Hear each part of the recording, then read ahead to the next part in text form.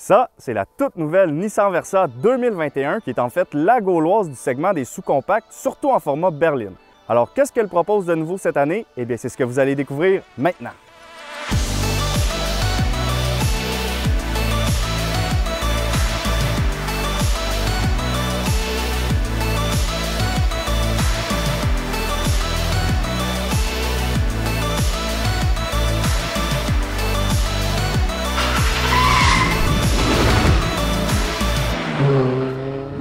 Au cours des dernières années, on a assisté à l'extinction massive des petites sous-compacts.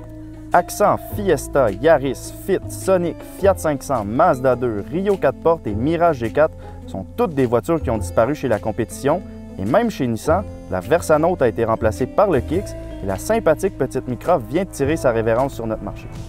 C'est un peu dommage dans le cas de la Micra qu'on a pu connaître ici grâce à la Coupe Nissan Micra qui nous a vraiment donné tout un spectacle au cours des dernières années. En grande partie, il faut le dire, grâce au champion en titre Kevin King, qui est un gars de chez nous, avec qui moi et Gab, notre réalisateur, on est allé à l'école secondaire et qui est vraiment tout un pilote.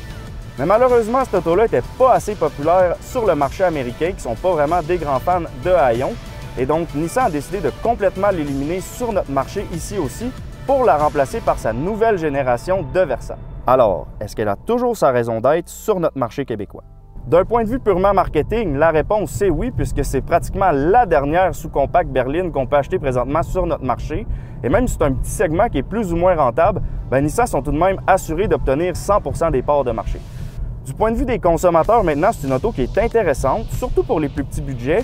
Je pense vraiment que c'est l'aspect de son prix qui va déterminer si cette auto-là, c'est un top ou un flop. Alors, on va commencer en regardant comment elle se positionne par rapport à son prix. La version S d'entrée de gamme avec la boîte manuelle débute à un peu plus de 16 000 $. La version SV vous coûtera 3 000 $ de plus, alors que la version SR affiche un prix de détail de 21 000 $. C'est certain que c'est pas cher pour une auto neuve, mais si on compare avec la Sentra, on parle d'une différence de grosso modo 2 700 $ à version équivalente. Et à première vue, j'ai vraiment l'impression que la stratégie de Nissan avec sa Versa, c'était de créer une mini Sentra. Et là, vous allez voir, dans cette capsule, je vais parler beaucoup de la Sentra, alors je vous invite à aller visionner l'essai que j'ai fait avec l'hiver passé. Et tant qu'à y être, n'oubliez pas de vous abonner à notre chaîne, à nous dire ce que vous pensez de ces deux autos-là.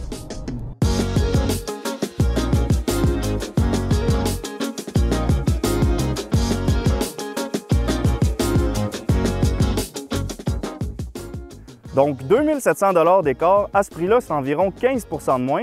Et quand on regarde la Versa, on dirait carrément une Sentra 15 % plus petite. Alors, à l'avant, on a la fameuse grille de calandre V-Motion. Les phares sont ceinturés par une ligne ici, au même endroit que la Sentra. Et même le capot a une forme similaire qui vient prolonger le V de la calandre jusqu'ici. Ensuite, sur les côtés, encore là, on retrouve plusieurs similarités avec la grande sœur, comme beaucoup de relief sous la ligne de fenêtre, des jambes 2 tons et un toit flottant. Et finalement, à l'arrière, devinez quoi? Ben oui, ça ressemble encore à une Sentra. Alors, la forme des feux, le petit aileron et le diffuseur d'air dans le pare-choc de notre version SR, c'est pas mal tout pareil, mais encore là, 15 % plus petit. En fait, curieusement, la seule chose qui est plus grande sur notre Versa, c'est son volume de coffre de 425 litres, soit 20 litres de plus que sa grande sœur.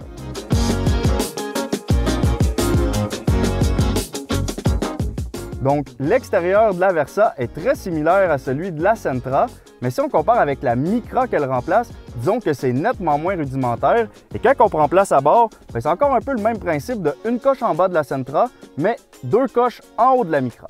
Le tableau de bord est divisé en 2 sections, donc on trouve du plastique dur au-dessus et une petite partie en cuir au centre qui intègre l'écran multimédia de 7 pouces compatible avec Apple CarPlay et Android Auto dès la version SV. L'ergonomie du volant pour sa part est très bonne, comme toutes les nouvelles Nissan. Et pour le tableau d'instrumentation, on a droit à une belle section digitale, ce qui est très bien pour une voiture de ce prix-là.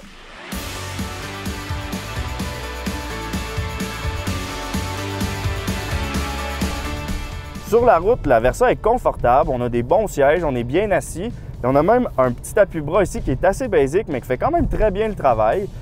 Niveau puissance, on parle du même moteur qu'on retrouve dans le Kicks, donc un 4 cylindres de 1,6 litres qui va développer 122 chevaux et qui est jumelé à une boîte de type CVT. Alors évidemment, c'est un moteur qui est axé sur l'économie de carburant.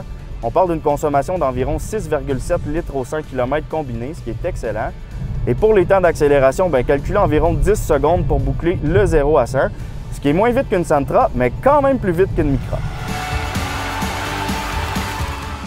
Évidemment, la raison d'être de la Versa, c'est pas de vous donner des sensations fortes derrière le volant. D'ailleurs, si c'est ce que vous recherchez, la Sentra risque d'être un meilleur choix et la preuve, la Coupe Micra sera rebaptisée la Coupe Sentra en 2021. Par contre, si votre objectif, c'est de vous rendre du point A au point B de façon économique et à bord d'une voiture qui offre des technologies modernes et munie d'un grand coffre, la Versa est un choix à considérer. C'est certain que si vous avez les moyens de payer la petite différence par mois en location, je vous conseille d'opter pour la Sentra. Mais après avoir passé une journée au complet à bord de notre Versa, je me rends compte que finalement, ce n'est pas une alternative moins chère à la Sentra, c'est plus une alternative aux sous-compacts usagés qui ont disparu du paysage à l'état neuf. Alors, puisque c'est une auto neuve, justement, vous allez pouvoir la louer. Alors, si vous êtes aux études, par exemple, vous n'aurez pas besoin de financer un prêt auto ou dépenser de l'argent que vous n'avez peut-être pas en réparation, comme ça pourrait être le cas avec, disons, une Yaris de 3-4 ans d'usure à 12-13 000 $. Alors, je pense vraiment que c'est à ce chapitre-là que la Versa devient une auto intéressante. Et là, j'ai hâte de voir si les Québécois vont l'adopter autant qu'ils ont adopté la petite Micra qui a été vraiment très populaire ici au Québec.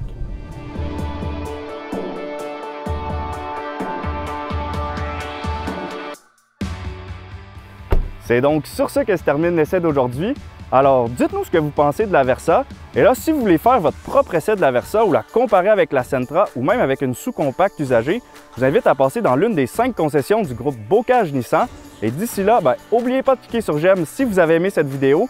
Et là, je vous dis, on se revoit bientôt pour une prochaine capsule.